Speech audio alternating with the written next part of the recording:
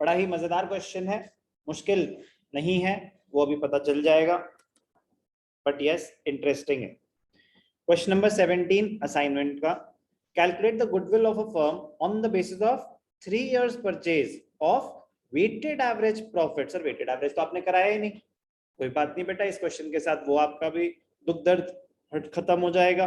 Weighted average भी एक ही question में कंप्लीट। वेट्स तो बस एक छोटा सा पार्ट होंगे, उससे पहले बहुत सारी चीजें हैं जो बाकी हम अभी तक करते आए।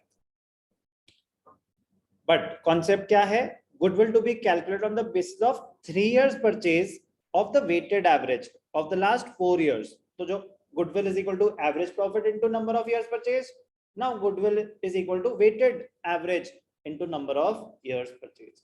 तो बस एवरेज की जगह आप कौन सी एवरेज निकाल देंगे? Weighted average. प्रॉफिट्स हैं 4 साल के, ठीक है।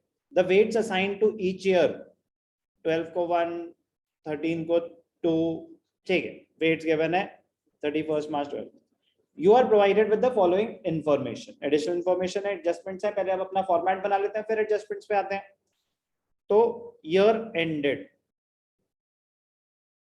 ईयर एंडेड क्या है? 31 मार्च 12, 31 मार्च 13, 31 मार्च 14, 31 मार्च 15। कोई भी डाउट? 31 मार्च 12 को मैं क्या बोल सकता हूं? 11 12, 12 13, 13 14, 14 15। प्रॉफिट्स जो गिवन है वो कितने हैं? 40,400, 49,600, 40,000 और 60,000। प्लीज क्वेश्चन पे ध्यान देना, मैं क्या कर रहा हूं, साथ साथ अपना चेंज मत करना। आपको आंसर मिल जाएगा, आप आराम से कर लेना उसको बाद में चेंज। आपने कहीं सबमिट नहीं करना है, तो अभी सिर्फ अंडरस्टैंडिंग पे फोकस करेंगे कि क्यों, क्या, कैसे। कॉपी बाद में। प्रॉफिट्स आ गए, गिवन थे ऑलरेडी। अब एक एक करके बात, वेट्स अभी यूज ही नहीं हो रहे। पहली adjustment, on 31 March 2014 a major plant repair was undertaken. Major plant repair, overhauling expenses, ये सब कैपिटल एक्सपेंडिचर होता है। क्या होता है ये?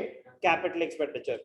रूटीन रिपेयर्स वो रेवेन्यू एक्सपेंडिचर होता है, सिर्फ रिपेयर्स लिखा होता, revenue expenditure. Major plant repair तो उसको हम मानते हैं कि बिल्कुल ही खत्म हो गया होगा, एसेट यूजेबल कंडीशन में नहीं होगा। तो मेजर प्लांट रिपेयर आपके लिए क्या होता है? Capital expenditure, capex. was undertaken for 12,000 which was charged to revenue on 31st March 14। 31st March 14 को मेजर प्लांट रिपेयर हुई, एसेट मानना चाहिए था, मैंने गलती से उसको रेवेन्यू एक्सपेंडिचर मान लिया, पूरा का पूरा उस पीरियड का एक्सपेंस मान लिया। मानना चाहिए था? नहीं, तो उस पीरियड का एक्सपेंस मान लिया, तो उस साल के प्रॉफिट्स कम आए होंगे, तो एक्सपेंस को रिवर्स कर दो, आपका एसेट है। पहली गलती समझ आई? करते हैं अभी। The said sum is to be capitalized for goodwill calculation. अब उन्होंने बोल दिया subject it is to be capitalized, वो नहीं बोलते तो भी major plant repair is to be capitalized, but indirectly उन्होंने आपको हिंट भी दे दी, टू बी कैपिटलाइज्ड मतलब to be treated as a capital expenditure, subject to adjustment of depreciation at 10% on reducing balance method। तो अब तो गुडविल कर रहे हैं, ऐसा क्यों कर रहे हैं हमारे साथ? रिड्यूसिंग बैलेंस मतलब written down value method, WDV। बहुत छोटी सी चीज यूज होगी। तो सबसे पहले तो एड बैक कर दो। क्या एड बैक कर दो? कि आपने उसको अपना रूटीन एक्सपेंस मान लिया, रेवेन्यू वो कैपिटल एक्सपेंडिचर था, तो क्या लिखेंगे हम यहाँ पे? Capital expenditure treated as revenue expenditure. तो एड बैक करेंगे, कौन से ईयर में हुआ? 31 March 14। Be very careful, 31 March 14 इज 13 14, 31 मार्च 14 इज 13 14, 31 मार्च 14 यहाँ पे आ जाएगा। कितने का खर्चा था? 12,000।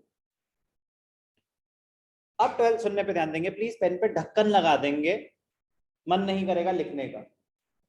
12,000 का एक्सपेंस नहीं था, कैपिटल एक्सपेंडिचर था, तो एक्सपेंस रिवर्स हुआ, प्रॉफिट्स बढ़ गए, अब वो आपका एसेट हो गया। अब एसेट हो गया तो वो डेप्रिशिएट होगा, यस और नो। बट कब हुआ?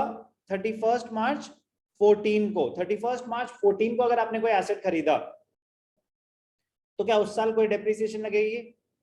At the end of the year वो तो यूज ही नहीं हुआ, तो डेप्रिसिएशन नेक्स्ट ईयर लगनी स्टार्ट होगी, यस और नो।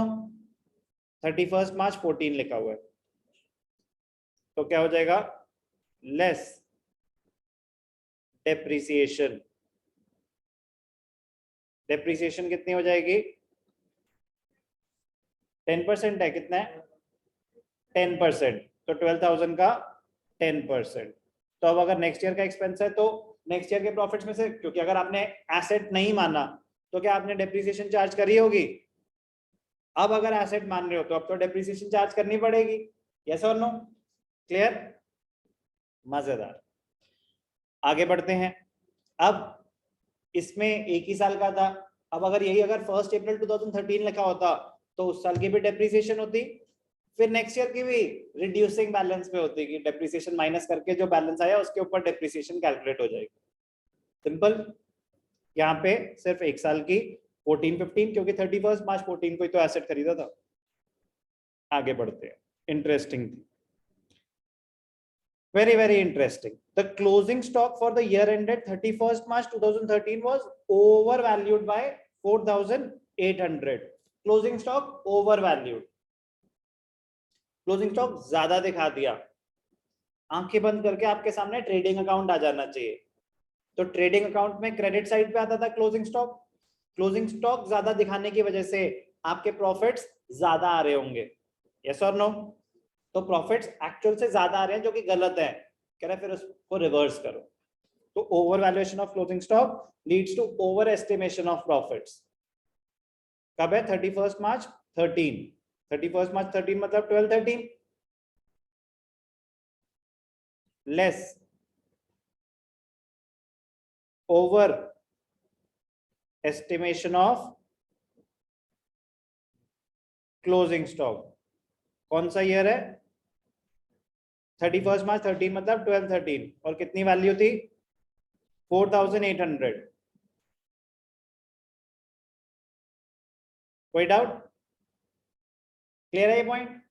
अब ध्यान से देखना, बड़ा ही मजेदार पॉइंट। बात यहां खत्म हो जाती तो और बात, बट बात खत्म हुई। 31 मार्च 13 को जो क्लोजिंग स्टॉक था ओवर वैल्यूड था, बट नेक्स्ट ईयर जब वो कैरी फॉरवर्ड हुआ होगा वैल्यू तो सेम ही कैरी फॉरवर्ड हुई होगी। तो closing stock of 12-13 is the opening stock of 13-14। जो 31 मार्च को जो क्लोजिंग स्टॉक था, next year exactly same value ही कैरी फॉरवर्ड होती है, तो नेक्स्ट ईयर का ओपनिंग स्टॉक भी था। तो अगर इस साल का क्लोजिंग स्टॉक ओवर वैल्यू हुआ है तो नेक्स्ट ईयर का ओपनिंग स्टॉक भी ओवर वैल्यू हुआ होगा। Over valuation of opening stock leads to over estimation of expenses. Over estimation of expenses means under estimation of profits. तो नेक्स्ट ईयर के profits कम आ रहे होंगे, तो उसको ऐड बैक करते हैं। सर नेट इम्पैक्ट तो निल हो गया, हाँ बेटा हो गया, लेकिन इंडिविजुअल प्रॉफिट्स तो अफेक्ट हुए और प्रेजेंटेशन का पार्ट है। ऐड बैक कर देंगे over estimation of opening stock.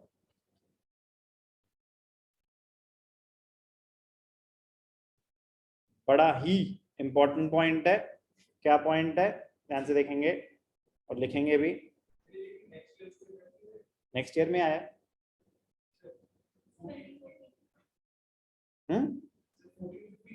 ना ना ना ना ना, बस वही सिलसिला खत्म हो जाता है, क्योंकि 13-14 का स्टॉक तो फिर वैल्यू हुआ होगा, तो बस ओपनिंग स्टॉक गलत था, उसके बाद क्लोजिंग स्टॉक तो वैल्यूएशन होती है, वो इंटरकनेक्टेड नहीं होते। तो ध्यान से देखना, very very important point.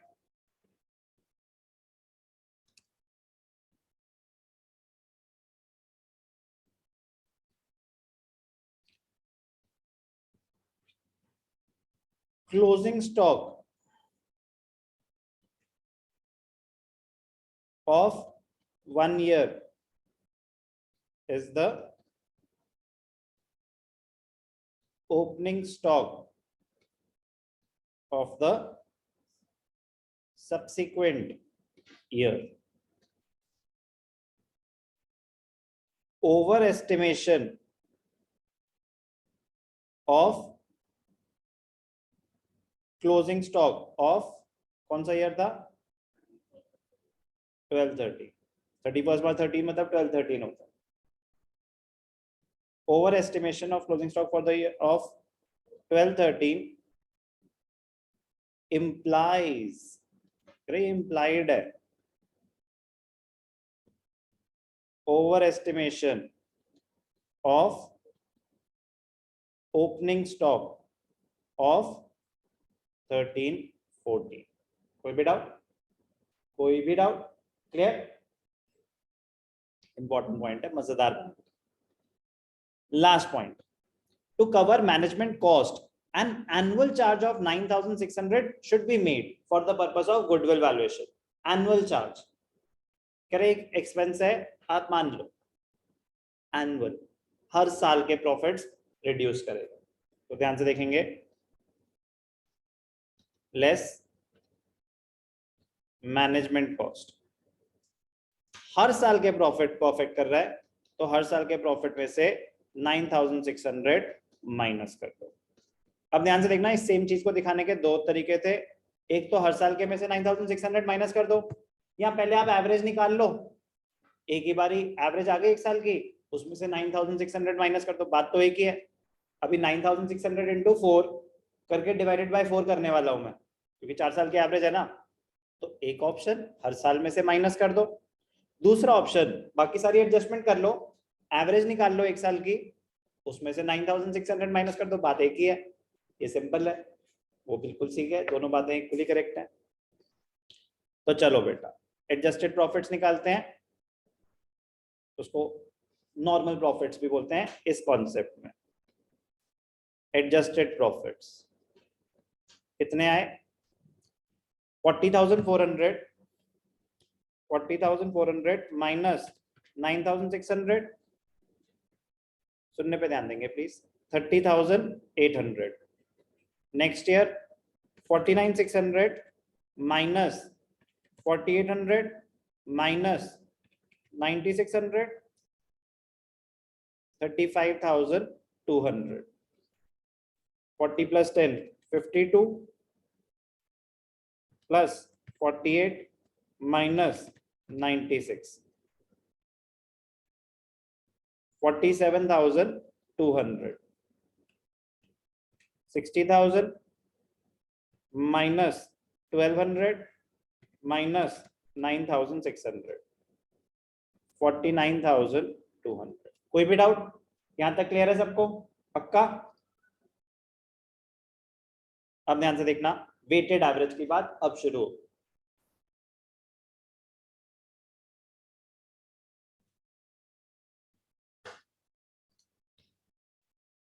Year ended, क्या ईयर्स थे? 12 से स्टार्ट हो रहे हैं, सुनने पे ध्यान देंगे please. 31st March 12, 31st March 13, 31st March 14, 31st March 15. Adjusted profits कितने हैं? एडजस्टेड प्रॉफिट्स निकाल लिया हमने, 30,800, 35,200, 47,200,